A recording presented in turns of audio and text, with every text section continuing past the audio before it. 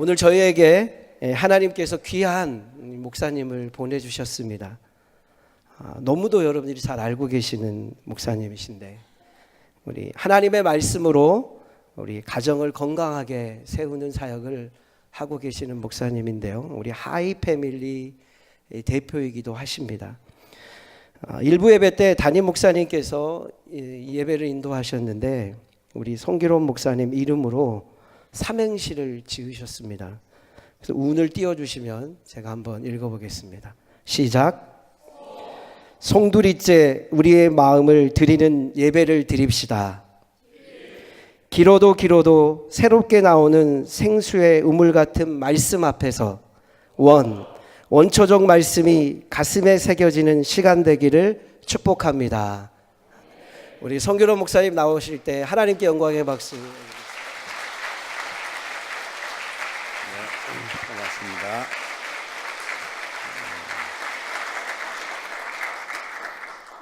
저는 유관재로 화답하겠습니다. 유유히 흘러가는 역사의 물줄기 가운데서도 꼭 붙잡아야 할 말씀, 관습과 습관에 얽매여 기도조차 타성에 젖어갈 때 깨우쳐 주신 으뜸기도, 주기도, 제 속에서도 꺼지지 않는 불씨처럼 타오르는 그 거룩한 열망.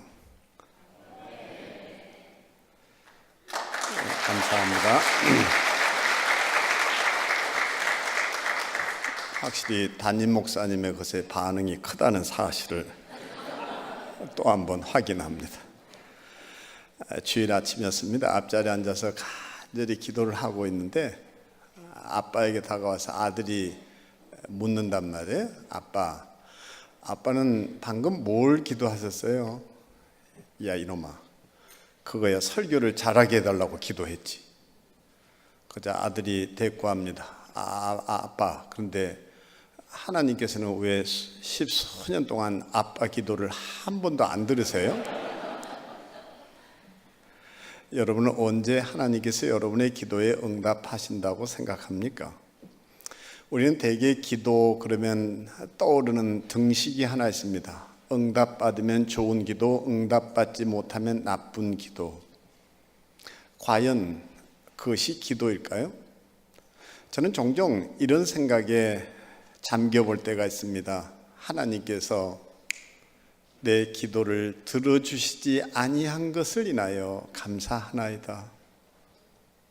왜 우리는 모든 것이 내 뜻대로 돼야 그것이 바른 기도고 그렇지 못하면 나쁜 기도라는 생각을 가지게 됐던 것일까요? 저는 기도에 대해서 가지는 이런 생각 하나 있습니다. 하나님께서 우리의 기도를 거절하시는 것은 날더러 포기하라는 것이 아니라 방법을 바꾸라는 것이다. 잠시 헷갈리시는 모양인데, 거절은요 날들어 그 포기해라가 아니라 방법을 바꾸라는 하나님의 또 다른 부름이에요. 그래서 우리가 살아가면서 정말 드려야 할 기도가 하나 있다면 그것은 주기도라 할 수 있습니다.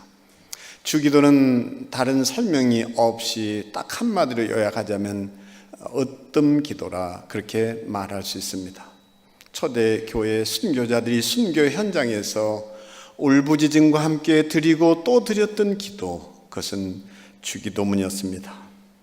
루터나 깔병은 기도 중의 기도라 이렇게 평가했는가 하면 건국신앙의 기초가 된 청교도들은 자녀를 양육함에 있어서 영적인 기초로 주기도문을 암송하게 했고 주기도문으로 하나님을 찾게 했습니다. 주기도문은 중세교회가 갈 길을 잃었을 때 내비게이션 역할을 했습니다. 종교개혁가들은 주기도문을 해설하고 강해하면서 교회가 가야 할 방향이 무엇인지를 찾아냈고 사람들에게 그 암흑 속에 불빛처럼 주기도문을 따라가도록 권했습니다. 그래서 주기도문을 따라 그 으뜸 기도를 드리는 순간 저는 우리 모두 으뜸 인생이 될 거라고 확신합니다. 무엇보다 사랑하고 존경하는 친구 유 목사님이 계속해서 주기도문 강해를 하고 계시다는 소식을 전해 들었습니다. 반가웠습니다.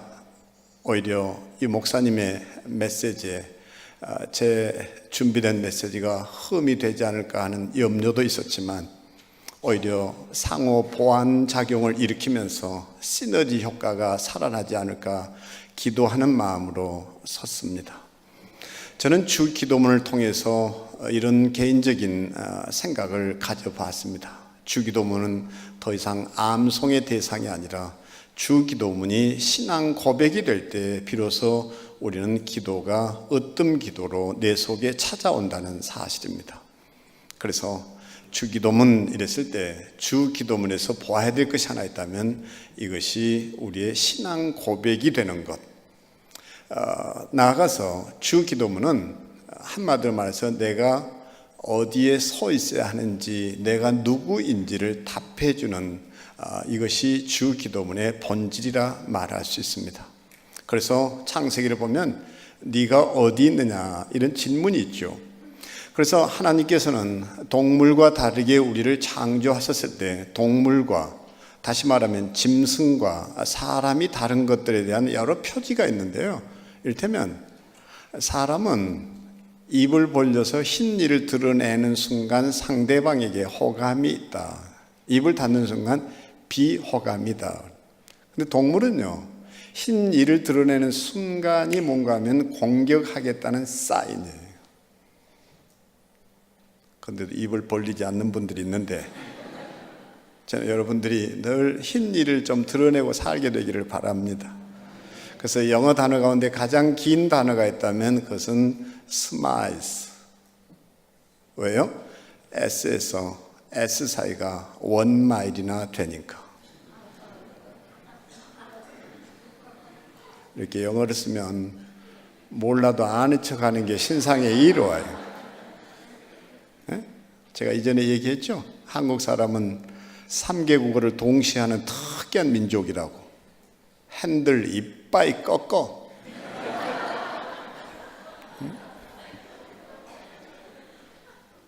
사람과 동물의 또 하나의 차이가 있다면 뭘까요? 사람은요, 질문 앞에 서야 하는 존재예요.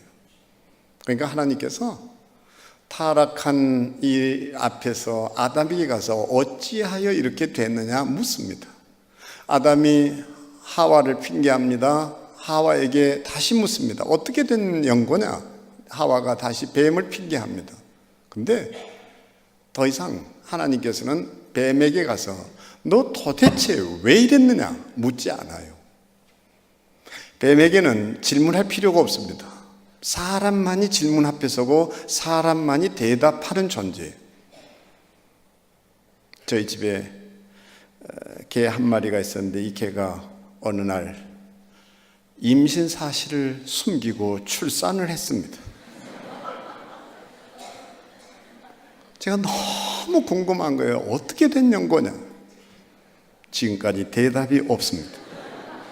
짐승은 대답하는 존재가 아니에요.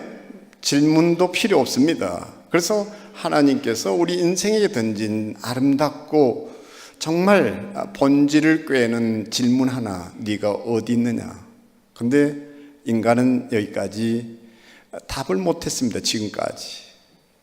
오히려 그 질문에 대한 답으로 오신 분이 주 예수 그리스도라고 저는 믿습니다. 그리고 그분이 마치 답안지처럼 딱 내밀었던 것 하나가 있었는데 그게 주 기도문이에요. 그래서 우리는 이 두 가지 맥락에서 주 기도문을 고백할 때 하늘에 계신 우리 아버지, 이게 관계의 고백이고 그 답이 무엇인가 하니 내가 서 있어야 할 자리는 자녀의 자리라는 사실입니다. 아멘. 그래서 하나님이 어떤 분이신데 그분이 내 아버지가 되신다는 얘기일까? 그래서 첫 기도하기 위해서 하나님을 찾는 순간 우리의 가슴이 울렁거리고 우리의 심장이 뛰노는 감격을 체험해 본 일이 있나요? 그런지 우리는 뜻밖에도 기도가 관습화되면서 기도의 감동이 사라진 시대를 살고 있습니다. 무슨 얘기인가 하니 러시아 형식주의 문학 이론에 의하면요, 이런 재미난 얘기가 있습니다. 바닷가에 사는 사람은 파도 소리를 듣지 못한다. 하도 듣고 들어서 그 파도 소리가 들리지 않아요. 그것을 우리는 문학의 용어로 인식의 자동화, 인식의 습관화라 부릅니다. 습관적으로 기도하게 됩니다. 습관적으로 하나님을 찾습니다. 의미 없이 주여 할렐루야 아멘을 되풀이하고 반복합니다. 거기에 감동이 없어요. 이게 비극이에요. 그래서 기도가 어느 순간 습관이 되죠. 절박한 순간에, 아니 어쩌면 빌라도 계단을 오르면서 루터가 할아버지 하인의 석방을 위해서 간절히 구하고 구했던 그 주기도문, 그 심정으로 우리가 기도 앞에 서본 일이 있는가 하는 거예요. 그냥 주여예요. 그래서 하늘에 계신 우리 아버지, 이 고백 속에는 그분이 나의 아버지라는 사실, 만약 여러분들이 홍길동의 주인공이 됐다면 아버지를 아버지라 부르지 못하다가 어느 순간 너가 이제 나를 아버지라 부르라 했을 때 그 가슴 벅차오르는 감격을 안고 아버지 하고 소리치는 그 심정으로 내가 아버지를 찾아 그 자리에 서본 일이 있는가 하는 것입니다. 하늘에 계신 우리 아버지, 아니 도대체 그분이 어떤 분이신데 나의 아버지가 되신다는 얘기일까? 그렇지 않나요? 너가 이제는 나를 호부라 할 수 있다. 호형이라, 호부라. 우리가 이런 얘기하듯이 너가 이제는 나를 호부, 아버지라 부를 수 있다. 이것처럼 큰 특권이 어디 있습니까? 이것을 우리는 뭐라고 얘기하는가?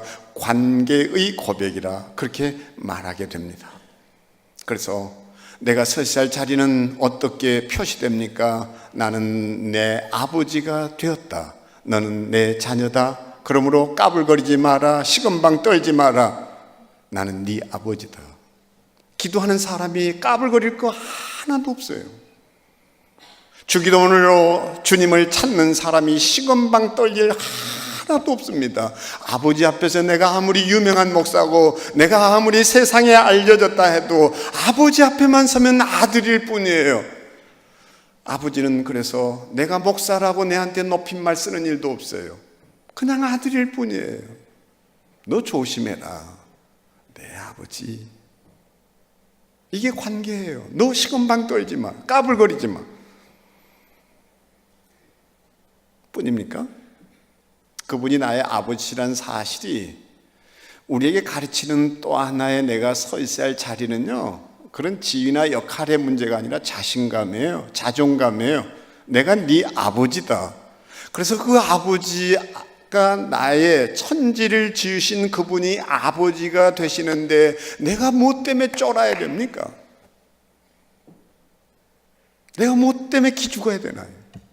요즘 냉면집 가도 냉면집에 간판이 어떻게 쓰여진 줄 알고나 냉면집 찾으세요? 쫄면 안 됩니다. 울면 안 됩니다. 냉면 됩니다.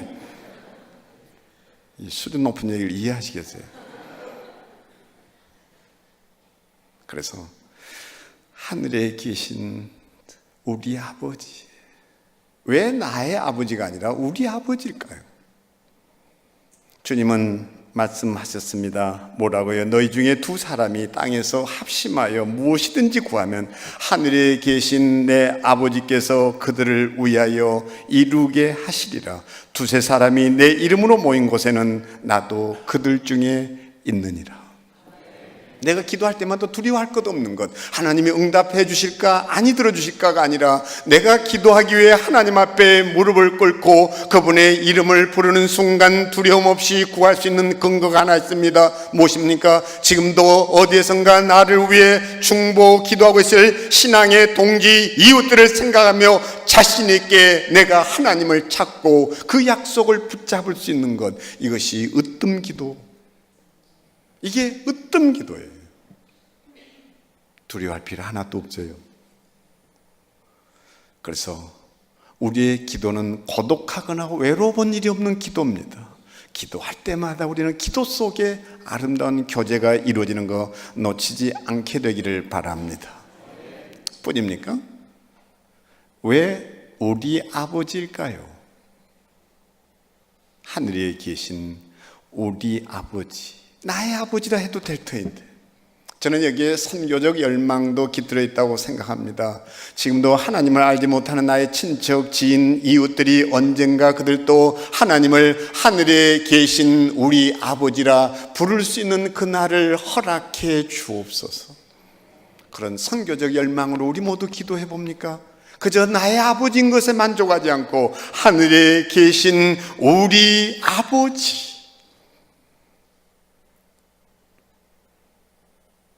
저 집에 두 아이가 여자친구를 사귀면서 결혼할 생각으로 걸프렌드를 데리고 와서 아빠 애 어때요? 그러면 나도 모르게 튀어나올 소리가 있다는 거 알아요. 야, 걔 몇 살이나? 야 임마, 너 연상 그게 감당될 것 같으냐? 걔 뭐하는 집안이래? 그래도 우리 집안처럼 3대째 신앙의 뿌리가 있는 그런 집안 맞냐? 그리고 걔 성격 엄청 까칠해 보인다. 너 뒷감당하기 어렵겠는데? 걔 그리고 어느 학교 나왔냐? 너하고 맞벌이라도 할 수 있는 전문 직업 여성 맞냐? 그리고 걔 사는 거 괜찮대? 너 하는 일 좀 도와줄 수 있는 경제적 배경이 있는 집안이냐? 그렇게 얼굴 좀 자세히 봐라. 그 견적 엄청 나온 얼굴이다. 그래서 나 자신도 모르게 A, B, C, D, E, F, A, age, B, background, C, character, D, degree, E, economy, F, face.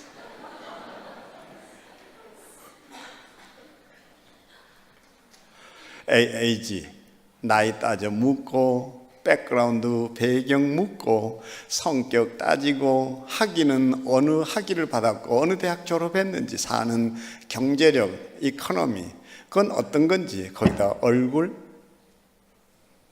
아니요, 우리 모두 찾고 찾아야 될 것 하나 있다면 딱 하나입니다. 그 아이도 우리처럼 하나님을 하늘에 계신 우리 아버지라 고백할 수 있는 하늘 가족 맞니? 하늘 가족 맞니? 그래서 주 기도문은요, 우리로 하여금 늘 하나님 편에 서 있게 만드는 기도라고 저는 믿습니다.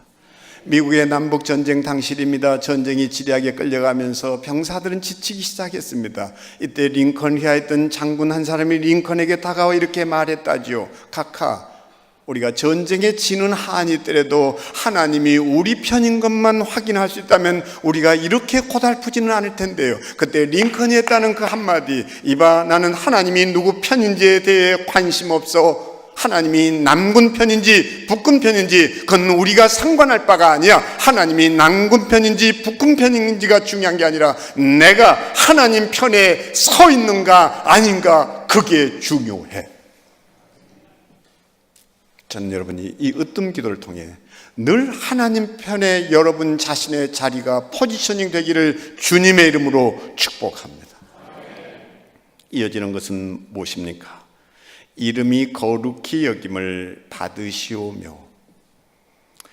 미국에서 일입니다. 한 엄마가 아이를 데리고 시장을 찾았습니다. 물건을 고르느라 정신을 팔고 있는 사이에 아이는 곁눈질하다 엄마 손을 놓쳤습니다. 엄마를 잃게 된 것을 알게 된 아이가 엄마의 이름을 부르기 시작합니다. 헬렌, 헬렌, 헬렌. 흐느끼며 자기 이름을 부르는 희미한 소리에 고개를 돌린 엄마는 깜짝 놀랍니다.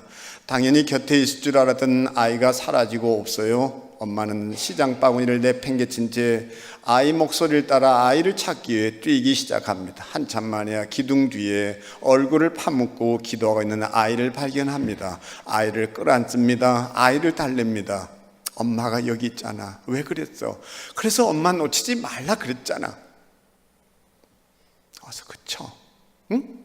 엄마가 여기 있잖아. 엄마를 본 아이가 안심을 하고 눈물을 뚝 그쳤습니다. 그런 아이에게 엄마가 궁금한 거 하나 묻습니다.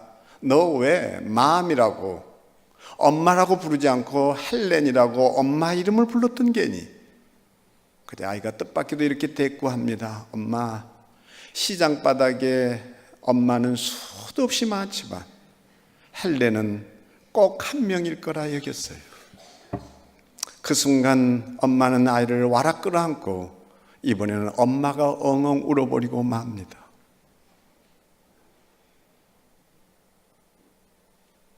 누가 나에게 알맞은 이름을 불러다오.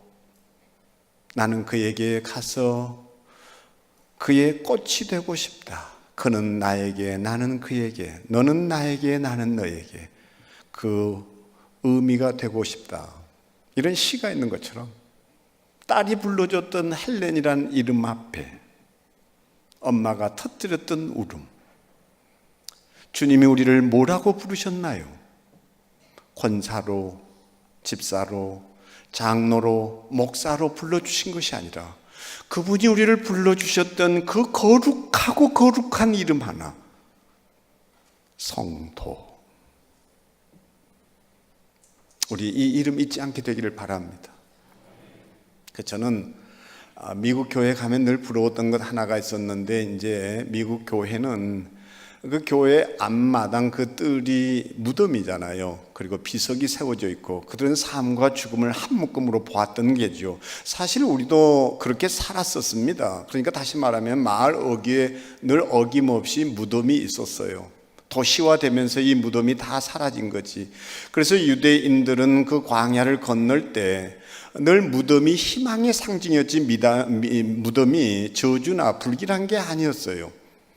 사막을 건넙니다. 아들이 그 발걸음 하나하나가 무겁고 힘들기만 합니다. 내리째는 떼약볕에 목은 갈증으로 타오릅니다. 더 이상 걷기 힘든 그 순간이 되었을 때 아들이 아빠한테 말합니다. 아빠, 차라리 죽어버렸으면 좋겠어요. 그때 아빠가 아이 손을 꼭 잡고 이렇게 말해주죠. 애야, 저기 무덤이 보이지 않니? 우리 조금만 걸어보자. 사막에서 그들은 무덤이 희망이었습니다. 왜요? 곧 마을이 나타난다. 곧 물을 얻어 마실 수 있게 됐다. 곧 그늘을 찾게 됐다. 쉴 곳이 있다. 근데 우리는 무덤을 왜 그렇게 깊이 하는지요? 그래서 우리말에 죽살이란 말이 있어요. 죽고 사는 것이 하나였죠.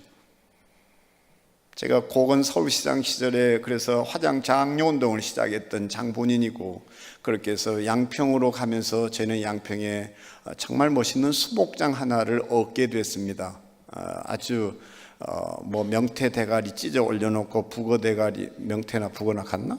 뭐 하여튼 그렇게 해서 소주병 갖다 놓고 이런 게 너무 싫어서 크리스천들만 누구나 올 수 있도록 해서 나무 아래, 그것도 예수님이 십자가에 못 박혔을 때 사용되었을 목재로 알려진 스토리 우드, 이야기의 그 나무를 꽃 산딸나무라고 심어서 거기에 와비를 갖다 이렇게 이제 땅에다가 묻고 스마트폰을 갖다 대면 고인의 동영상이 딱 나와가지고 IT를 접목시킨 할아버지 목소리 한번 들어보자 이렇게 스마트폰을 갖다 대는 순간 할아버지의 목소리와 할아버지의 영상이 딱 스마트폰으로 재현되는, 그렇게 참 인기 있는 수목장지인데요. 무슨 얘기를 하려고 하는 거 아니? 우리 한국 사람은 죽어서도 계급을 가져요. 그래서 비석의 크기가 결정을 하고, 근데 저희는 똑같아요.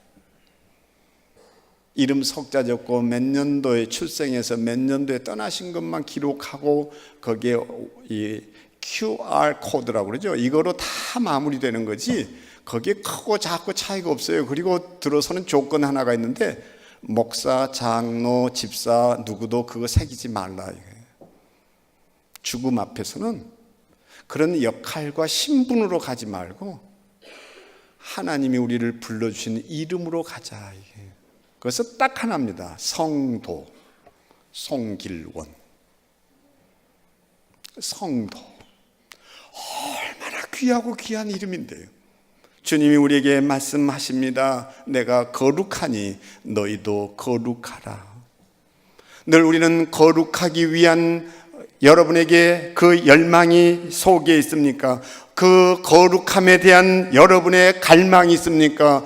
그 거룩한 갈망 앞에 여러분은 무엇을 몸부림치고 계십니까? 다른 것이 아니에요. 우리가 거룩한 삶을 살아낼 수 있는지, 여러분의 생각이 거룩합니까? 여러분의 행실이 거룩합니까? 여러분의 삶이 날마다 거룩으로 채색되어 있나요? 딱 하나예요. 거룩에 대한 열망이에요. 거룩에 대한 갈망이어야 합니다. 아멘. 그래서 저는 다른 어떤 것보다 우리 모두가 다 꿈꿔야 되는 것은,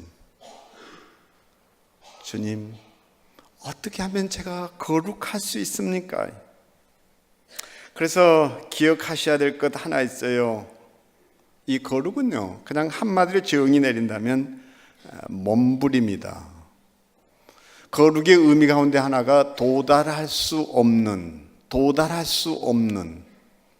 감히 범접할 수 없는 이런 의미를 가지고도 있습니다. 우리 모두 거룩, 아무리 노력해도 거룩할 수 없어요. 근데 참 흥미있는 것은요, 우리가 거룩해버리고 몸부림치기만 해도 그분은 우리의 그 몸부림을 저는 거룩으로 받아주시는 분이 주님이시라고 믿습니다.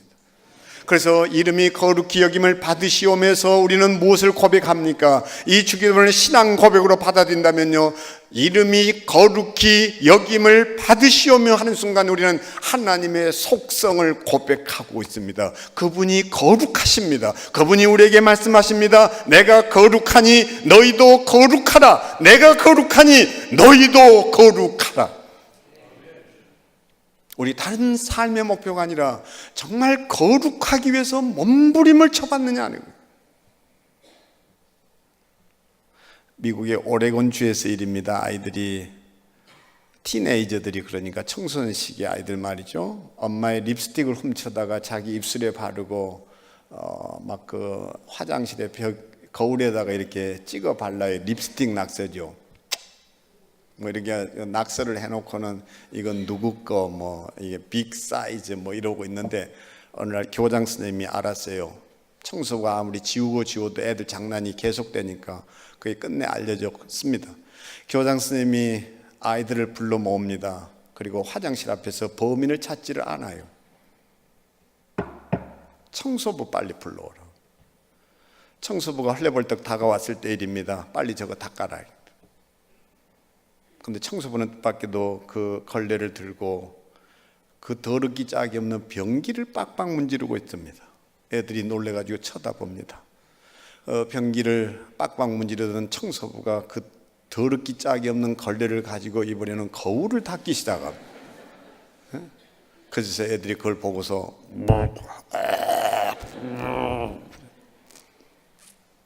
그리고 낙서는 깨끗이 사라졌습니다. 우리가 입맞춤 하려는 것들이 어떤 것인지를 안다면 우리는 절대 거기에 입맞춤 하려고 덤벼들지 않을 거예요.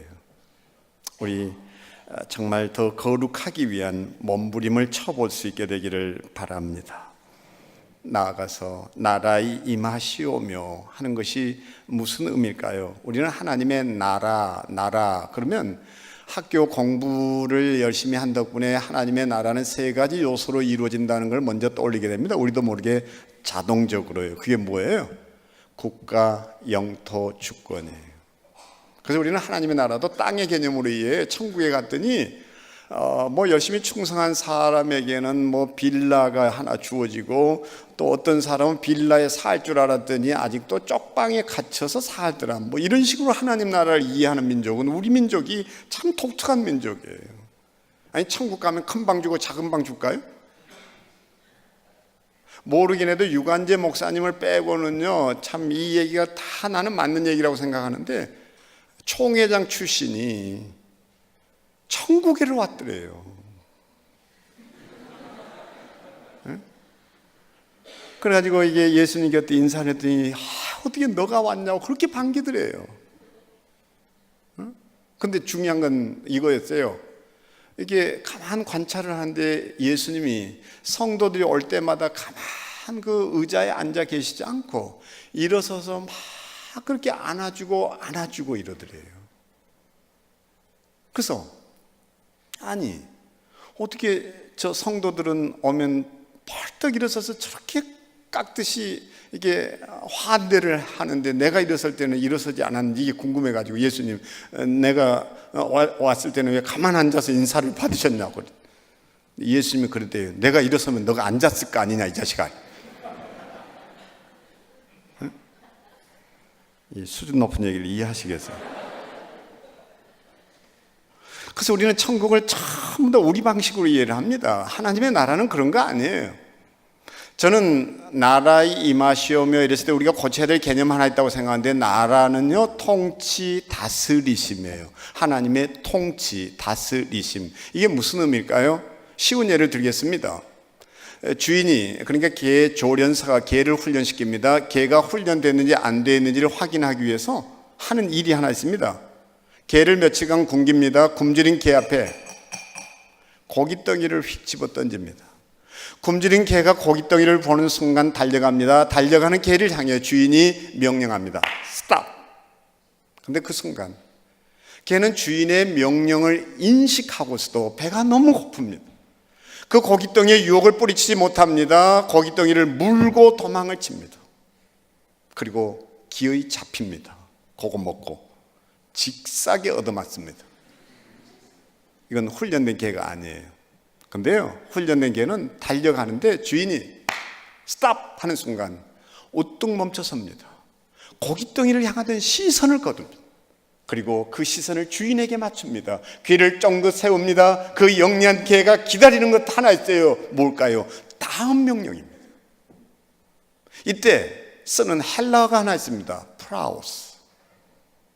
온유하다는 뜻인데요, 우리는 온유 그러면 성격이 유순하고 부드럽고 착한, 이렇게 이해를 온유라고 이해하는데, 아니, 온유의 의미는 그게 아니에요. 하나님의 통치 다스리심 아래 놓인, 우리 늘 하나님의 주권을 인정해서 합니까? 나라의 임하시오며 하는 것은 주님이 내 삶의 주인이십니다. 주님이 첫 번째 자리에 계십니다. 그래서 이때 고백되는 그 조이의 스피릿이 무엇입니까? Jesus first, other second, you third 하는 것입니다. 예수 그리스도가 첫 번째 자리에, 다른 사람을 두 번째 자리에, 그래서 거기에 배려와 섬김이 있습니다. 나는 세 번째 자리에. 이게 하나님 나라예요.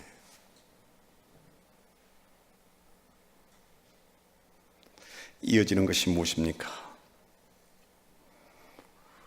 일용할 양식을 주시옵고.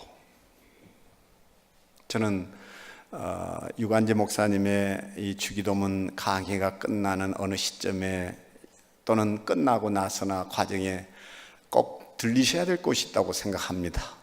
양평에 W스토리에 있는 주 기도문 영성의 길이에요. 제가 그 길을 걸어봤습니다. 참 감동스러운 곳입니다. 앞에 러시아 형식주의 문학 이론을 제가 잠깐 소개했는데요, 그래서 돌을 돌로 보이게 하는 게 예술이에요. 돌을 돌로 보이게 하는 게 예술이에요. 수석도 그 받침대를 갖다 놓고 좌대 위에 탁 올려놓으면요, 그때 비로소 돌이 이렇게 보여요. 그게 예술이에요. 그래서 그 컨셉이 무엇인가 하니, 예술이 주기도문을 찾아오다 이래서 2.1km를 이렇게 순례길을 떠나도록 되어 있는데, 필그림 하우스에 이동원 목사님 만드신 존 버니언의 철로 역정의 길과 함께 우리나라에 그래도 걸어볼 수 있는 가장 아름다운 영성길이 그 주기도문 길이에요. 요즘 소득 3만 불이 되면서 끊임없이 생겨난 게 올레길, 둘레길, 그래서 해변길을 걷는 갈매길까지 생겼는데, 영성길이 없습니다. 조금 전에도 어르신들 또 어디 놀러 간다 그러는데 그거 볼 때마다 저는 조금 이렇게 그거 한 게 있어요. 뭔가 하니 교회가 놀러 간다면서 단풍놀이 핑계 삼아 그저 절투 안 밟아본 데 없고 절에 그 약수라고 해서 그 미생물인지 하여튼 그 물 다 절 물 마시고 왔고 그 온천 안 가본 데 없고 좀 그런 것보다는 좀 더 의미 있는 그 영성길을 걸어볼 수 없을까. 그래서 이제 그 길이 다듬어진 건데요. 이야기 중심으로 예술품하고 접목이 돼서 꼭대기에 오르면 북한강이 쫙 내려다 보이는데 운무가 낀 날은 그냥 내가 하늘 위에 와 있는 듯한 착각을 일으킨다든지 그 주기도문과 시편 23편이 병행구라는 설명 앞에서는 가슴 저미에서 울지 않는 사람들이 없고 말이죠. 보첼리의 주기도문송을 산 꼭대기에서 불러보는 그 기쁨은 어떻게 설명할 길이 없습니다. 그래서 그 주기도문길에 꼭 부딪히게 되는 예술품 하나가 있는데 밀레만종이에요.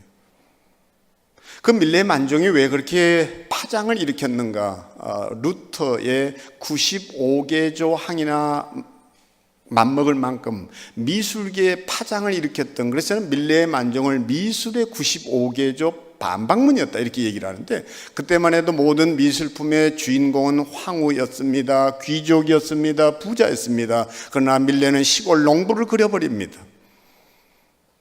그들이 그림의 주인공이 됐어요. 그 180개의 조각으로 꾸며진 밀레만종이 재현되는 그 앞에서 건네는 스토리 하나 있습니다. 스코틀랜드 과부가 한 사람이 있었습니다. 하루하루가 벅차기만 합니다. 참 눈물 나는 하루하루였어요. 그러던 어느 날입니다. 남편 없이 살아간다는 것이 얼마나 힘들었던지 그 당시에 우리 같으면 쌀 독이겠지만 밀통을 긁다가 자기도 모르게 밥을 어떻게 빵을 만들어야 될지 눈물을 글썽이고 흐느끼기 시작합니다. 처절했어요. 바로 그 순간입니다. 5살 난 아이가 엄마 곁에 다가가 옷소매를 붙잡고 말합니다. 엄마, 왜 우세요? 하나님께서 엄마가 밀통 긁는 소리를 못 들으실까 봐서요?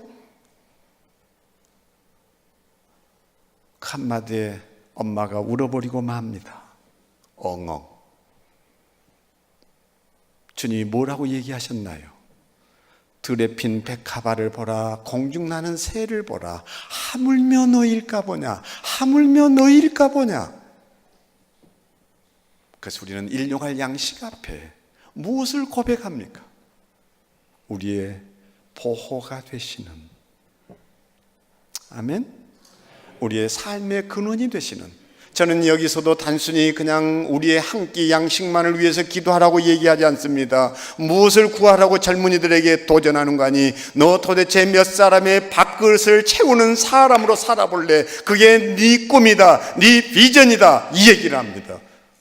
너 몇 사람의 밥그릇을 채우는, 몇 사람이 너의 손길에 의해서 하나님이 주신 양식을 감사할 식탁을 구해보느냐 이거죠.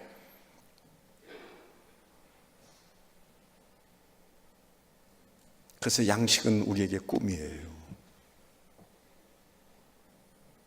모쪼록 그래서 여러분을 그 자리로 한번 꼭 초대하고 싶습니다. 제가 다듬었던 길이에요. 그래도 못 알아듣는 것 같은데, 이게요 수출이 될 상황에 놓였습니다. 무슨 얘기인가 하니, 대만이라든지 일본에서 이것을 전해 듣고 그대로 한번 이것을 그 스토리하고 가져가서 좀 꾸며볼 수 없냐. 그래서 몇몇 작가들이 그 얘기를 듣고 자기가 선교지에 갈 수 없지만 자신의 작품은 보낼 수 있지 않냐. 그러면 내 시대는 몇십 년 지나면 끝나겠지만 이것은 역사에 두고두고 남아서 대만의 2,500만의 영혼들이 그곳에서 하나님을 만나고 하나님을 찬양할 수 있으면 얼마나 좋겠는가. 이제 선교도요 다르게 해야 될 때가 왔어요. 대만의 작가들의 작품이 한국으로 오고, 일본 작가들의 작품이 한국으로 오고, 한국 작가들의 작품이 일본을 간다면 어떤 일이 벌어질까요? 우리 두세 나라는 다 아픔이 있습니다. 학교 단절에 아픔이 있어요. 위안부에 문제가 있습니다. 용서하지 못한 앙금이 있습니다. 주기도문은 그래서 우리에게 또 용서가 무엇인지를 얘기합니다.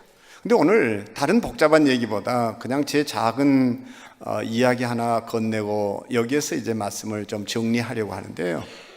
용서 그랬을 때 제가 떠올리는 것 하나 있는데 그것은 다른 것이 아니라 이런 아포리즘입니다. 내가 누군가를 용서하고 싶지만 용서할 수 없는 자신을 용서하는 일에서 용서가 시작돼요. 너무 어렵나요? 제가 양평에 간다니까 지인 한 사람이 풍산깨를 선물해 주었습니다. 풍산깨가 참 진돗개에 비해서 몇 배나 격이 높다라는 건 저도 미국 살 때 보니까 한국 사람들이 그냥 고향에 대한 그리움이 있어서 진돗개를 가져다가 입양을 해서 키우는데 진돗개가 좀 좋긴 한데 싸나워요. 꼭 사람을 물 때가 있어요. 그 총살 당하고. 근데 풍산개는요, 사람은 절대 물지 않습니다. 짐승만 물지요. 그 제가 양평에 가 있는 동안에 공사를 하는데 그 권사 한 사람이 그렇게 제 속을 뒤집어 놨어요.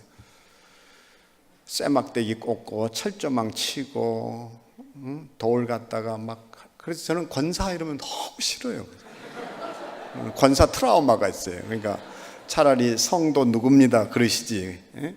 권사 누굽니다 그러면 제가 놀래요.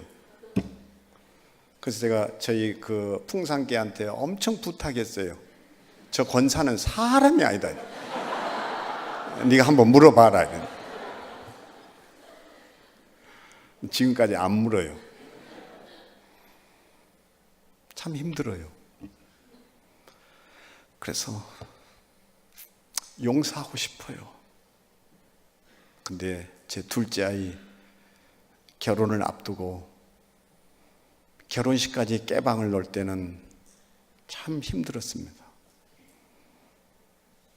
둘째 아이 눈에서 불꽃이 튀는 걸 지켜봐야 했을 때 애비 마음이 반드시 보복해 주겠다.